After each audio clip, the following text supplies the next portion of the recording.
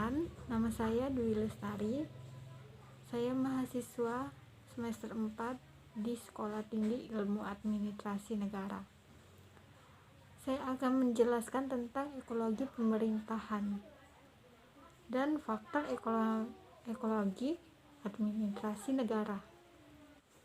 Pengertian ekologi pemerintahan yaitu suatu ilmu yang mempelajari adanya proses saling mempengaruhi sebagai akibat adanya hubungan normatif secara total dan timbal balik antara pemerintah dengan lembaga tertinggi negara maupun antara pemerintah, vertikal, horizontal, dan dengan masyarakatnya.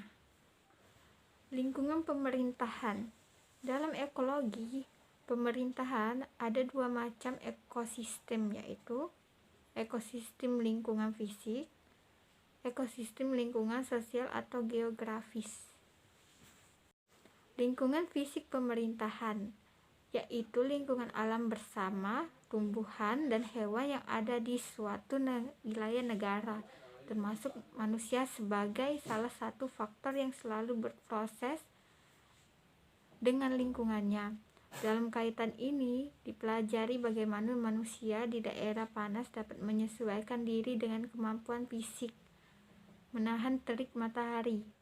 Dengan pengetahuan lingkungan fisik inilah dapat dijelaskan perkembangan dan pengaruh hubungan lingkungan dengan kehidupan manusia, serta sebaliknya kehidupan manusia terhadap lingkungannya. Lingkungan fisik pemerintahan dapat digolongkan ke dalam 3 kelompok, yaitu letak geografis, kesuburan dan kekayaan alam, dan penduduk manusia sebagai lingkungan fisik. Lingkungan geografis. Lingkungan ini dapat memberikan pengaruh terhadap kehidupan fisik dan kehidupan kejiwaan manusia. Penyesuaian dengan lingkungan geografis antara lain memberi pengaruh terhadap bentuk tubuh dan sifat-sifat fisik tubuh, cara hidup dan bentuk bermukim serta berkelompok, penyebaran dan penyesuaian budaya serta seni, secara berpikir dan cara mempertahankan diri. Selanjutnya, sumber daya dan kekayaan alam. Sejak awal kehidupan manusia selalu berhubungan dengan sumber daya alam. Hubungan ini berjalan secara terus-menerus dalam proses yang saling mempengaruhi dengan melakukan berbagai macam penyesuaian. Sungai dan laut yang pada awalnya belum optimal dimanfaatkan oleh manusia. Justru saat ini, setelah mengalami proses penyesuaian, telah memberikan manfaat yang sangat besar terhadap kehidupan manusia. Di samping sebagai saranan perhubungan dan transportasi, juga sebagai sumber bahan makanan seperti ikan dan tumbuhan air. Sumber daya alam. Sumber daya alam ialah berbagai potensi yang terdapat di dalam lingkungan alam yang dapat dihubungkan menjadi bahan atau energi untuk kepentingan hidup manusia.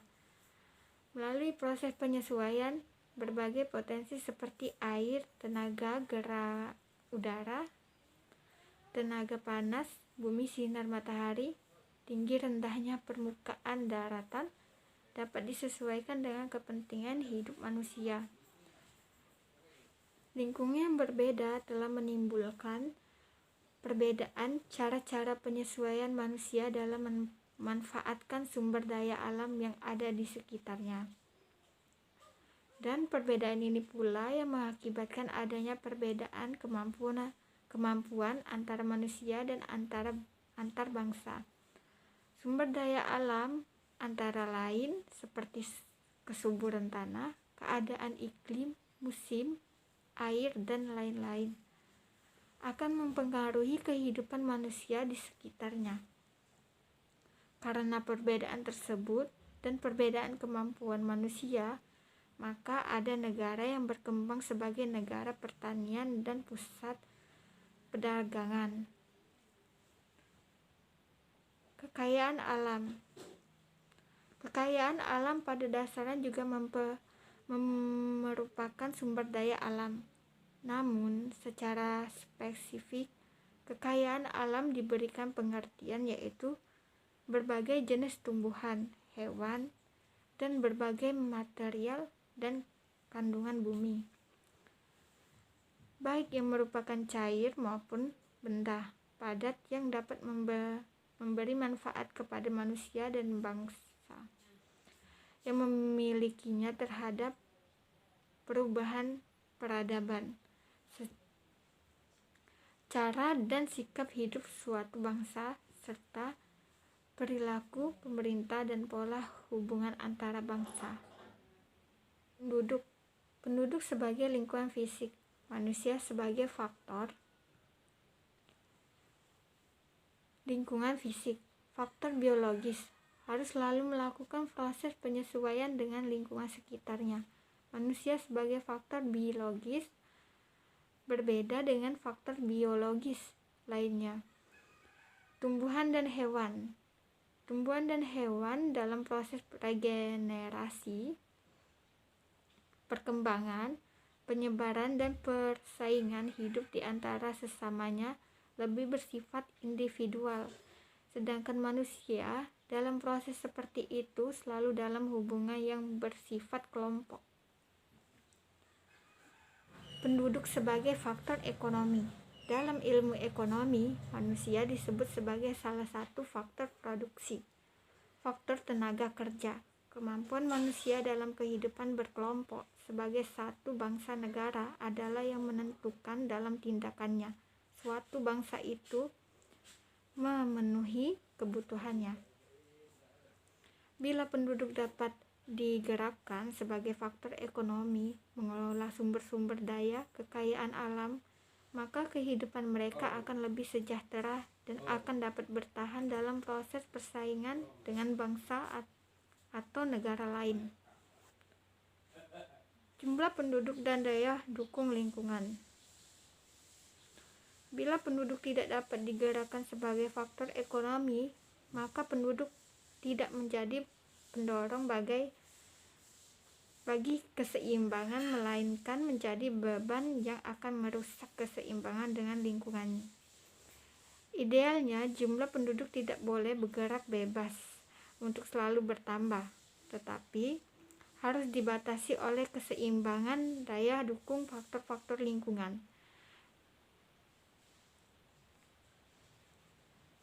Pada beberapa abad yang lalu, pada waktu manusia hidup berburu dan pindah-pindah, jumlah penduduk tidak berkembang dengan cepat. Tingkat kelahiran dan kematian hampir selalu seimbang. Hal ini berbeda setelah manusia memasuki cara hidup pertanian dan peternakan. Dengan hidup bermukim tetap, pertumbuhan penduduk berkembang dengan cepat. Pengendalian pertambahan penduduk. Ketidakseimbangan pertumbuhan penduduk dengan lingkungan akan menimbulkan kemelaratan dan kemiskinan. Oleh karena itu, perlu dilakukan pengendalian tingkat kelahiran di samping upaya pengembangan faktor-faktor daya yang tersedia. Misalnya di Indonesia, pengendalian penduduk mendapatkan prioritas utama dari pemerintah melalui program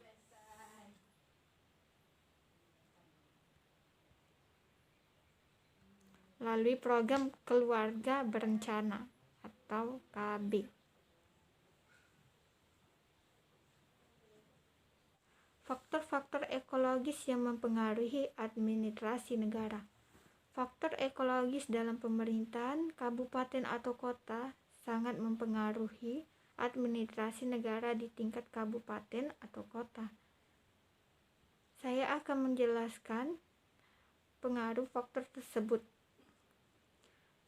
Faktor fisik alamiah.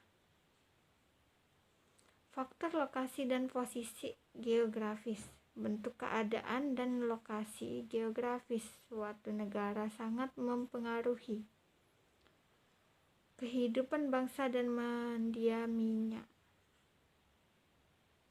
Dalam penyelenggaraan, pengaturan, kesejahteraan, dan keamanan. Cara menjalankan administrasi negara akan berbeda pada suatu negara kepulauan. Negara kepulauan dalam membina ketahanan nasionalnya akan lebih banyak memanfaatkan potensi lautnya, dan negara pulau akan lebih banyak memanfaatkan potensi daratnya. Lokasi dan potensi geografis terhadap sistem administrasi negara. Bentuk wujudnya dapat dilihat dari cara pandang dan kebijakan yang diterapkan suatu negara berdasarkan lokasi dan posisi geografisnya. Faktor keadaan kekayaan alam. Kekayaan alam di bumi ini distribusinya tidak merata dan tidak teratur. Perbedaan ini menyebabkan adanya ketergantungan antara negara yang satu dengan negara lainnya dan dapat menimbulkan problema hubungan internasional yang kompleks. Kekayaan alam sebagai kekuatan nasional harus dikelola, dikembangkan, dan dimanfaatkan untuk menunjukkan pembangunan, sehingga membutuhkan administrasi negara yang menjamin azas lestari kekayaan alam dan azas daya saing pemanfaatan alam. Faktor kekayaan alam apabila dikelola dengan baik atau administrasi dapat meningkatkan kesejahteraan rakyat.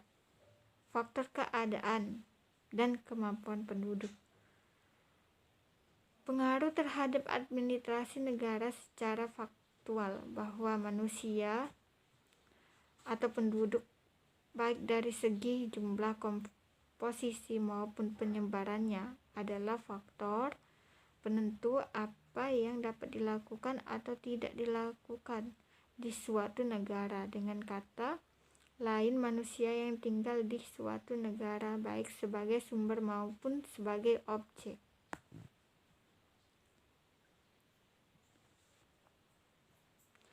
akan menentukan apa yang dilakukan untuk terselenggaranya pemerintahan yang mengusahakan penyelenggaraan kesejahteraan dan keamanan suatu negara. Selanjutnya, faktor sosial kemasyarakatan. Faktor sosial budaya. Ada faktor sosial budaya, ada faktor agama, ada faktor politik, faktor ekonomi, faktor hukum, faktor pertahanan, keamanan. Faktor sosial budaya. Masyarakat merupakan kelompok sosial sebagai entiti memiliki kehidupan bersama yang di dalamnya akan terbentuk berbagai kelompok sosial dan proses sosial. Proses sosial akan membawa perubahan-perubahan dalam masyarakat yang terjadi apabila pada era teknologi dan informasi yang kian berkembang, perubahan semakin cepat dalam kehidupan masyarakat. Dengan adanya perubahan yang terjadi dalam masyarakat ini, sangat dibutuhkan para administrasi negara dalam mengendalikan perubahan yang terjadi.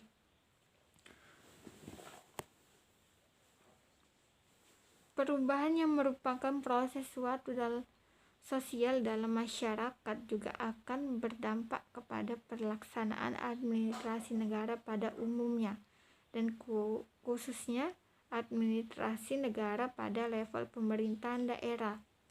Hal ini dibuktikan dengan adanya otonomi daerah yang telah dilaksanakan sejak tahun 1997, di mana kearifan lokal turut memperhitungkan dalam proses pelaksanaan administrasi pemerintahan.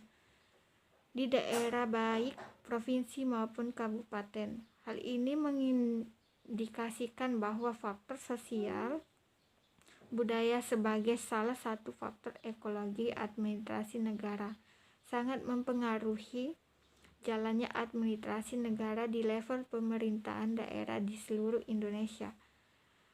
Hal ini ditandai dengan pelaksanaan administrasi negara yang tidak dapat dilepas pisahkan dari faktor sosial budaya yang hidup di tengah-tengah masyarakat sebagai penerima pelayanan publik.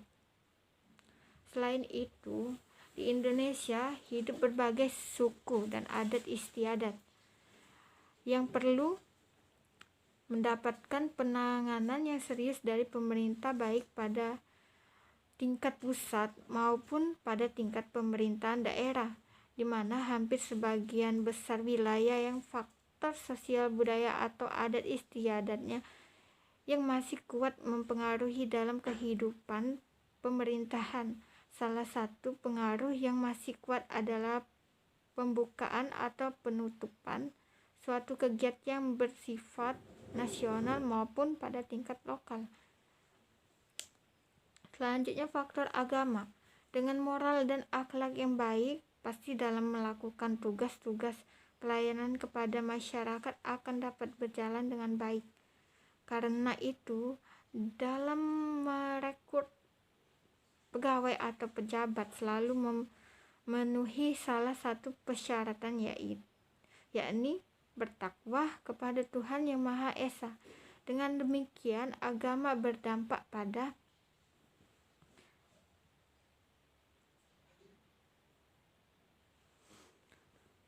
pelaksanaan administrasi negara, khususnya dalam memberikan pelayanan yang sebaik-baiknya kepada masyarakat. Faktor politik. Keterkaitan faktor politik dalam ekologis administrasi negara sangat erat, dan faktor politik tidak dapat dilepaskan dari administrasi negara. Dapat dikatakan demikian karena politik merupakan pangkal tolak dari administrasi negara, dan administrasi negara merupakan kelanjutan dari proses politik baik di tingkat pusat maupun di daerah. Pengaruh administrasi negara terhadap sistem politik dapat ditelusuri bertolak pada maklumat pemerintahan tentang pembentukan partai-partai politik 3 November 1945 yang berisi anjuran pemerintahan tentang pembentukan partai-partai politik. Faktor ekonomi administrasi. Administrasi negara berfungsi melakukan penataan dan pengaturan sistem ekonomi dalam suatu otoritas atau pemerintahan agar terwujud efisiensi dalam tata kelola perekonomian. Sedangkan keadaan ekonomi suatu negara menunjukkan indikator keberhasilan penerapan administrasi negara oleh pemerintah negara tersebut. Administrasi negara juga bertujuan untuk mencapai kesejahteraan umum. Kesejahteraan umum sangat berkaitan dengan ekonomi. Bagaimana manusia berlomba-lomba untuk memenuhi kebutuhannya dalam sumber daya, alat atau alat pemuas kebutuhan yang terbatas. Pada hakikatnya, administrasi negara berarti keterlibatan negara dalam masyarakat. Orientasi administrasi negara adalah non-profit. Faktor hukum. Hukum akan mudah ditegakkan jika aturan atau undang-undangnya sebagai sumber hukum mendukung terciptanya penegakan hukum. Artinya, peraturan perundang-undangan sesuai dengan kebutuhan untuk terciptanya penyelenggaraan pelayanan publik. Hubungannya dengan pelaksanaan administrasi negara penekan hukum sangat diperlukan sehingga pelaksanaan yang diberikan kepada masyarakat mempunyai landasan hukum yang kuat sehingga aparat dan dalam memberikan pelayanan maupun masyarakat sebagai penerima layanan memiliki kepastian hukum. Khususnya pelaksanaan administrasi negara di tingkat pemerintahan daerah perlu ada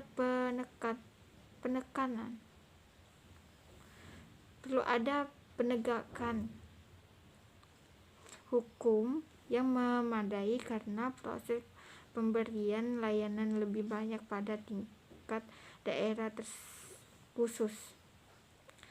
Dalam hubungannya dengan otonomi daerah yang sementara dilaksanakan. Selanjutnya faktor pertahanan keamanan. Faktor pertahanan dan keamanan merupakan salah satu faktor ekologis yang terus mempengaruhi jalannya administrasi negara, baik di tingkat nasional maupun di tingkat daerah, kabupaten atau kota. Sejak kemerdekaan Republik Indonesia tanggal 17 Agustus 1945, militer memegang peranan yang sangat penting dalam menjaga kebutuhan negara kesatuan Republik Indonesia. Selanjutnya, pada zaman rezim Orde Baru, muncul apa yang disebut dengan dui fungsi ABRI dengan sistem kekaryaan. Dengan dui fungsi ini, anggota ABRI terlibat dalam sistem administrasi negara. Hal ini ditandai dengan keterlibatan anggota ABRI dalam berbagai departemen maupun lembaga dalam melaksanakan tugas-tugas dan fungsinya. Sampai dengan masa reformasi pada tahun 1998, dui fungsi ini dihilangkan dan ABRI kembali kepada platformnya. Administrasi negara dapat berjalan dengan baik apabila negara dalam keadaan aman. Dan di sini peran militer dalam menjaga kestabilan dan keuntungan negara kesatuan Republik Indonesia. Oleh sebab itu, peran militer juga masih diperlukan dalam pelaksanaan sistem administrasi.